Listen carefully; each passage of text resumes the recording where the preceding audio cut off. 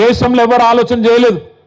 రైతు బంధు లాంటి కార్యక్రమం భారతదేశానికి స్వాతంత్రం వచ్చిన తర్వాత మొట్టమొదటిసారి 12 విడతల్లో 73,000 కోట్ల రూపాయలు మాట ఇయ్యకపోయినప్పటికీ, ఓట్ల కోసం ఎన్నడూ కూడా మేనిఫెస్టోలో పెట్టకపోయినప్పటికీ 73,000 కోట్ల రూపాయలు మీ ఖాతాల్లో అటు నాటేసే టైం వచ్చిందంటే టింగు టింగు మన సప్పుడవుతూ బ్రహ్మాండంగా మీ ఖాతాల్లో డబ్బులు వేసిన నాయకుడు కేసీఆర్ గారు.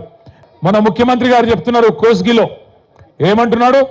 టింగు టింగు కాదట, టకీ టకీ అట. ఆయన ఎట్లున్నాడంటే కేసీఆర్ ఎడ్డవంటిన తెడ్డవనాలి, కేసీఆర్ టింగు టింగు అంటే టకీ టకీ అనాలి. సరే టకీ టకో టికీ టికో కానీ ఏదో ఒకటి పడయారా అన్నట్టే ఎవరికి వాడలే రాష్ట్రంలో. ఏం చెప్పిండు ముఖ్యమంత్రి ఆ రోజు?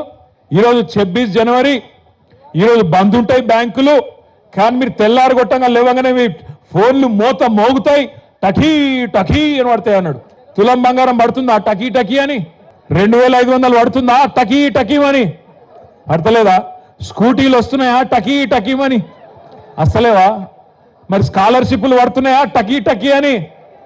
పడుతున్నాయా పడతలేవా? రైతు బంధు పడుతుందా టకీ టకీ అని? ఆఖరికి సఫాయి సిబ్బందికి పైసలు కూడా పడతలేవు టకీ టకీ అని. గ్రామ పంచాయతీ సిబ్బందికి, మున్సిపాలిటీ సిబ్బందికి వాళ్ళ జీతాలు కూడా పడతలేవు టకీ టకీ అని. అంబేద్కర్ అభయహస్తం అని పెడతా, కేసీఆర్ దళిత బంధు పెట్టి 10 లక్షలే ఇచ్చిండు, నేను 12 లక్షలు ఇస్తా అన్నాడు. ఇచ్చినవా ఒక్కలకన్నా? పడ్డాయా ఎక్కడన్నా టకీ టకీమని? పడ్డాయా? బీసీ డిక్లరేషన్ అన్నాడు, 20,000 కోట్లు ఇస్తా అన్నాడు బీసీలకు సంవత్సరానికి, మొత్తం 1,00,000 కోట్లు ఇస్తా అన్నాడు బీసీలకు.